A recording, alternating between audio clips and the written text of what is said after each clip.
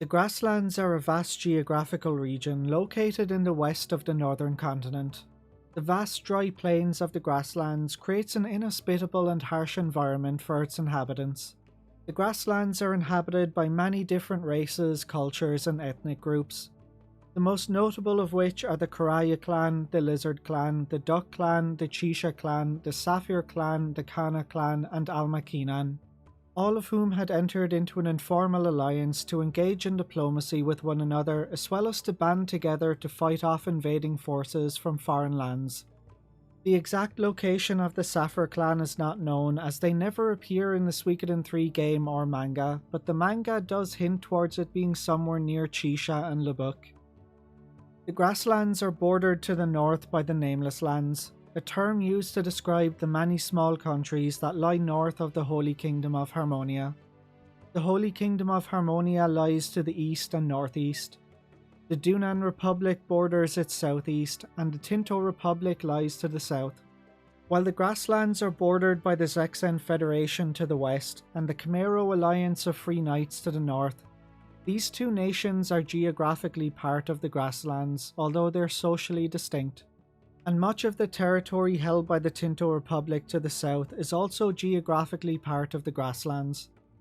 The Grasslands' strategic location between its many neighbouring nations means that it holds great importance as a trading hub, with trade stretching from Vinay del Zexe in the west to Mew City in the east.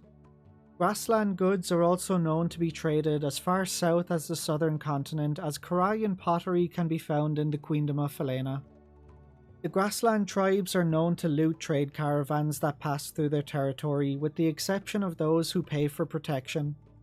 While this looting is tolerated to some extent by its neighbours, too much looting would often result in conflicts and skirmishes breaking out. The vast plains of the Grasslands are also highly coveted by its neighbours, many of whom view it as an easy target to expand as they seek more living space and farmland. And now that we've given an overview of the region, it's time to jump into the history. The Kamaro Alliance of Free Knights. It's unknown exactly when the Kamaro Alliance of Free Knights were established, but what is known is that they're a knightly order in the northernmost point of the Grasslands.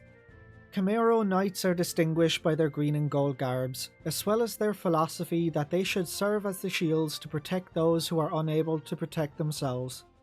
This philosophy would lead to the Kamaro Knights fighting alongside the Grasslanders on multiple occasions to repel foreign invaders from stealing Grasslanders' land. In Kamaro, only eldest sons may become a knight. This tradition results in many younger sons leaving the nation to make their own path, the most notable of which is Camus, who left Kamaro to travel to the Matilda Knightdom to pursue a knightly career of his own. The Firebringer and the Zexen Federation. Some 70 years before the events of Suikoden III, around the solar year 405, a man called Gedo would be involved in a conflict that happened on Karayan lands. The exact details of what occurred are unknown, but whatever happened on that day would result in Gedo losing his right eye as well as inheriting the True Lightning Rune.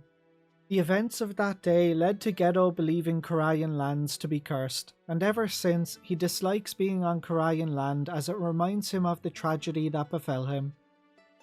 2 years later, in the solar year 407, a group of bandits and thieves known as the Firebringer, who were led by a man known as the Flame Champion, would appear in the Grasslands. The group would soon cross over the border into the Holy Kingdom of Harmonia and begin raiding towns and villages.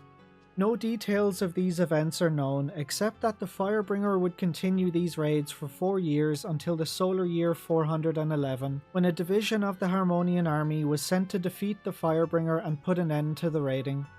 The Harmonian army was said to be dominant and held the upper hand whenever the two forces battled.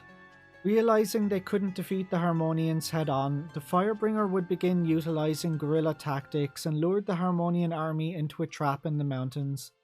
Falling into the Firebringer's trap, the Harmonian force would be divided and communication between their front and rear lines would be severed. This threw the Harmonian troops into disarray and allowed the Firebringer to emerge victorious. 4 years later, in the solar year 415, the Firebringer broke into the One Temple in Crystal Valley, the capital of Harmonia, and stole the True Water Rune. which Wyatt Lightfellow, a friend of the Flame Champion, would bear. In response to the theft of the True Water Rune, Harmonia would begin mustering their forces, and a year later, in the solar year 416, the Harmonian army crossed over the border into the Grasslands in pursuit of the Firebringer. The Harmonians were relentless in their pursuit of the Firebringer and captured and imprisoned over 5,000 Grassland civilians. The Firebringer managed to evade the Harmonian army until the solar year 417. Growing frustrated at how long it was taking to capture and defeat the Firebringer, the Harmonians would offer to trade the 5,000 Grassland prisoners in exchange for the Flame Champion. Despite the Flame Champion's friends advising him against the exchange, the Flame Champion would ignore their advice and surrendered himself to the Harmonian army, where he would be taken back to Harmonia and imprisoned. With the Flame Champion now imprisoned, Harmonia would begin a brutal attack against the Firebringer and the Grassland tribes, conquering almost half of the Grasslands. For the next 2 years, between the solar year 417 to 419, the Firebringer, along with the Grassland tribes and Harmonian rebels, would battle against the Harmonian army, but a lack of discipline and the absence of the Flame Champion to lead them would result in easy victories for the Harmonian army. Many of the rebelling towns and villages would then be razed by the Harmonian army, with the civilians being taken as slaves. A year later, in the solar year 420, the Zexen Federation would be established in the western reaches of the Grasslands, with Vinay del Zexe as its capital. Vinay del Zexe was founded many years prior by a man called Gazelle Hyatt, who had made his fortune trading deer antlers. Gazelle invested his fortune into property, developing a harbour and establishing trade routes that stretch from the city-states to the east, all the way to the western continent across the ocean.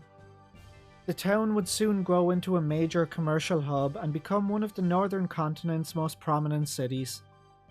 As a major commercial hub, the local traders and merchants held a great deal of power in the enforcement of government in Zexen, which would lead to the establishment of the Zexen Merchants Guild. Because the nation's capital was established thanks to the trade of deer antlers, the people of Zexen adopted deer antlers as their national emblem, and antlered deer feature prominently on many Zexen symbols. The people of Zexen also worship at least 2 different gods: Sadie, the goddess of harvest, and Loa, the goddess of war, who is often depicted with deer antlers. Zexen also developed its own writing system called the Zexen script. Like all languages in the Suikoden world, the Zexen script is a substitution cipher for the Latin alphabet. It can be seen on the Zexen flag, the Zexen crest, as well as the in-game map in Suikoden III. The Zexen flag reads Horned Goddess Roa, and the Zexen crest reads Roa the Horned Goddess.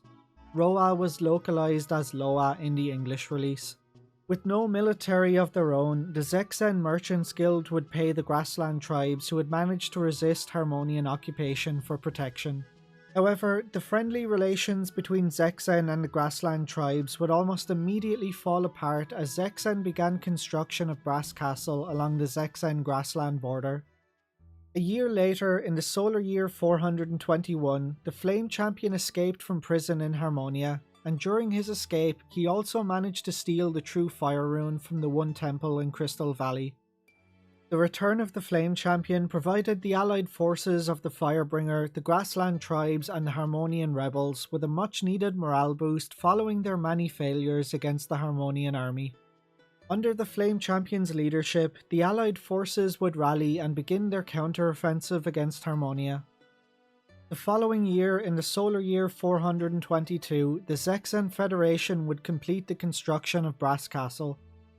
The Firebringer continued their counter-offensive against Harmonia, and over the next few years, the two armies would clash on numerous occasions, with the Harmonian army struggling against the zealous Grasslanders. Under the leadership of the Flame Champion, the Firebringer would emerge victorious in every battle against the Harmonians and successfully reclaim much of the territory previously lost. Losing the war, Harmonia would launch a full-scale invasion into the Grasslands in the solar year 425. The numerical superiority of the Harmonians threatened to completely overwhelm the small Grassland force. Despite the odds stacked against them, the Firebringer and the Grassland clans would fight an all-out battle against the Harmonian army with the fate of the Grasslands at stake. During this battle, the Flame Champion lost control of his true fire rune as the rune raged out of control, decimating both the Harmonian and Grassland forces. The flames burned for 3 days, with no night due to the light of the blaze. Lucretia says the future strategist of the Godwins and the Prince of Felena would lose both of her parents and be orphaned when the true fire rune went out of control. She would then travel to the Holy Kingdom of Harmonia to study military strategy. The loss of life and the devastation caused by the true fire rune would result in Harmonia and the Grassland clans signing a secret 50-year non-aggression pact. However, under the terms of the treaty, Grassland territories occupied by Harmonia at the time the treaty was signed would not be relinquished. The Kana clan would now officially be part of Harmonia, with its people granted the status of third-class citizens, effectively little more than slaves. As part of Harmonia's assimilation policies, the Kana clan would be renamed Labuk and its children taken away to be re-educated in Harmonia. With the Kana clan now annexed by Harmonia, the 7 great clans would become the 6 great clans. The 6 clans would then enter into an informal alliance to engage in diplomacy with one another, as well as to band together to fight off invading forces. Following the war, the Flame Champion disappeared and the Firebringer was dissolved. During the war with Harmonia, the Flame Champion had fallen in love with a woman called Sana, and after the war had ended, the Flame Champion sealed his true fire rune away using a Sindar technique, and chose to live a normal life in secret with Sana in Chisha village. Wyatt Lightfellow, the bearer of the true water rune and friend of the Flame Champion, who fought alongside the Firebringer against Harmonia, would move to Vinne del Zexen in Zexen to live a normal life. There he met a woman called Anna, and the two would soon fall in love and get married, and eventually they would have a daughter named Chris. While Gedo, the bearer of the true lightning rune and friend of the Flame Champion who fought alongside the Firebringer against Harmonia, would negotiate an agreement between the Zexen Federation and the Grassland clans that the area of Budok Castle would be classified as common land, meaning that neither the Zexen Federation nor any clan of the Grasslands could lay sole claim to it. Gedo would then leave the Grasslands and set out to travel the world. A year later, in the solar year 426, the Zexen Federation would establish the Zexen Knights, a knightly order stationed in Brass Castle whose purpose was to protect Zexen from the Grassland clans and the Holy Kingdom of Harmonia. 4 years later, in the solar year 430, Harmonia would establish the Harmonian Southern Frontier Defence Force, which would be stationed in Caleria along the border with the Grasslands. The Dunan Unification War. An unknown number of years before the events of Suikoden II, tensions between the Karaya clan and the Greenhill Principality were high, with Greenhill having their sights set on Karayan lands. Alec Wisemail, the mayor of Greenhill, would invite Kanua, the chieftain of the Karaya clan, to a peace conference along with Gordo, the lord of Matilda. This peace conference was a ploy of Alec's and Gordo's to have Kanua poisoned in order to weaken the Karaya clan's power. They believed that Kanua's daughter Lucia would be a much weaker leader due to her youth and inexperience, and believed they could take advantage of this to conquer Karayan lands. Their plan would backfire as Lucia proved to be a far more capable chieftain than they had anticipated. A short time later, around the solar year 458, agents of the Howling Vice Guild who were sent by Harmonia to track down the true water rune discovered Wyatt Lightfellow in Vinne del Zexen and almost killed him in an assassination attempt. Wyatt barely survived this attack, and in order to protect his family from any future danger, he would choose to leave them. Wyatt would then seal his true water rune away in the Sindar ruins near the Lizard clan in the Grasslands, before moving to the Karaya clan, and with the help of their chieftain Lucia, he would assume the identity of a warrior called Jimba. 2 years later, in the solar year 460, the Dunan Unification War would break out between the city-states of Joustin and the Highland Kingdom. Halfway through the war, the Karayans entered the war on the side of the Highland Kingdom, when Joey Blight, the King of Highland, promised the Karayans new land in exchange for their assistance. Lucia, the chief of the Karaya clan, accepted Highland's offer primarily so that she could avenge her father's murder. The war ended a few months later when the Highland Kingdom was defeated and the Dunan Republic was established. Teresa Wisemail, the daughter of Alec, the man who poisoned Lucia's father, would open an investigation into Lucia's accusations about her father. After discovering the truth, Teresa would make her father's crimes public. Seeing Teresa's sincerity in seeking peace, Lucia would then forgive Greenhill for her father's murder. Following the war, Lucia would relocate the Karayan village from near the border with Greenhill to a more central location in the Grasslands, and after returning home from the war, Lucia would give birth to her son Hugo.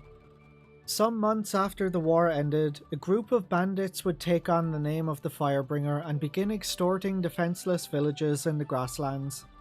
This new Firebringer would be led by a man called Clant, the former vice-commander of the Matilda White Knights, who fled Matilda and resorted to banditry after the death of his commander Gordeau. Clant used his skill with the Rage Rune to portray himself as the Flame Champion and used the legend of the Firebringer to aid him in his banditry. Clant would eventually wind up in the village of Millet in the southern reaches of the Grasslands. Millet was a peaceful farming village with no way to protect itself. In the past, they had been raided by bandits posing as soldiers of Dunan, leaving them with a distrust of the Dunan Republic. Clant and his group would extort the village for supplies, and the town's mayor would initially try to appease them by offering what they could.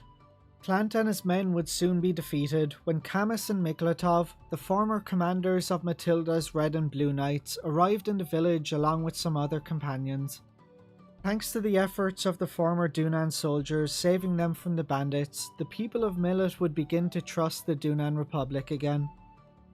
The Tinto Republic and the Grassland Zexen Wars. Tinto is known for its extremely dry and arid land due to its destructive mining methods. Because of this, Tinto has almost no farmable land and has to use the wealth they gain from mining to import the food needed to feed its people. The people of Tinto have long had their sights set on expanding into the Grasslands as they were in desperate need of living space and farmland. During the events of the Dunan Unification War, Tinto had formed plans to invade the Grasslands after they isolated themselves from their allies and refused to enter the war against Highland. But an attack by the Vampire Necklord and his undead army would put a halt to those plans. Following the conclusion of the Dunan Unification War in the solar year 460, Tinto would declare its independence from the city-states and form the Tinto Republic instead of joining the Dunan Republic. The exact date is unknown, but a few years after the Dunan Unification War ended, the Tinto Republic would once again set their sights on the Grasslands and launched a full-scale invasion into the Grasslands. The Karaya clan, the Duck clan and the Lizard clan, along with a contingent of knights from the Kamaro Alliance of Free Knights, would all rush to the aid of the more isolated smaller villages in the southern reaches of the Grasslands. No details are known about the battles that took place, except that the war eventually came to an end with Tinto making significant land gains. A couple of years later, in the solar year 465, war would break out between the Zexen Federation and the 6 Grassland clans, as Zexen would make claim to a number of Grassland territories. Sadly, as with many events in Suikoden lore, no details about the battles that took place during this war exist. All that's known about this war is that Geordie, a soldier of the Duck clan, would rise to fame and be hailed as a hero of the Duck clan for his exploits during the war. While soldiers of the Duck clan hold no ranks as they were all considered equal, Geordie's skill on the battlefield would earn him the nickname Sergeant Joe as a sign of respect from his comrades. It was during this war that Geordie would also meet Lucia, the chief of the Karaya clan. The two quickly bonded and Geordie would fall in love with Lucia's home-cooked meals. While Geordie was away fighting Zexen, his eldest son would fall ill. News would soon reach Geordie about his son's condition, but Geordie would choose to remain on the battlefield to protect the Grasslands instead of returning home to see his son before he died of his illness. The war between Zexen and the Grassland clans would come to an end 2 years later in the solar year 467 when both sides negotiated a ceasefire. It's unknown if either side lost or gained any territory during this conflict. Geordie, who is torn between his life as a warrior and racked with guilt over the death of his son and his inability to protect his family, would choose to leave his wife and only remaining child to focus on his duty as a soldier. Geordie would then become the mentor of Hugo, the son of the Karaya clan chief Lucia. Around the time this war ended, Gedo, the bearer of the True Lightning Rune, would return to the region and join the Harmonian Southern Frontier Defense Force, although he would keep the fact that he bore the True Lightning Rune a secret. 3 years later, in the solar year 470, the Zexen Federation would celebrate its 50th anniversary with the Zexen Federation Day Ball. An incident occurred at the ball when Lily Pendragon, the daughter of Gustav, the president of the Tinto Republic, would insist that Chris Lightfellow, the daughter of Wyatt Lightfellow, dance with her. Chris, who was a terrible dancer, accidentally spilled a glass of wine on Lily's dress. Lily responded by throwing a cake at Chris, who retaliated by slapping Lily. A brawl would then break out between the two before they were finally separated after they began hurling tables and chairs at each other. The two would then go on to become friends after their brawl at the ball. The next year, in the solar year 471, a Zexen caravan passing through the Grasslands was raided by the Lizard Clan. A conference was held in an attempt to negotiate a peaceful resolution between the two sides, but the Lizard Clan claimed that the attack on the trade caravan was a lie created by Zexen, who were looking for an excuse to attack and expand their territory. The breakdown in negotiations between the two sides would cause both Zexen and the Grassland tribes to once again go to war. The exact details of the war are unknown, but the conflict would intensify over the next 4 years, and in the solar year 475, Galahad, the captain of the Zexen Knights, along with Vice Captain Pelise, would both be killed in combat against the Grassland clans. Chris Lightfellow would then assume the position as captain of the Zexen Knights as the events of Suikoden III begin. And there you have it, the history of the Grasslands. If you'd like to find out what happens next, you'll have to play Suikoden III, which covers the events of the Heroes' War.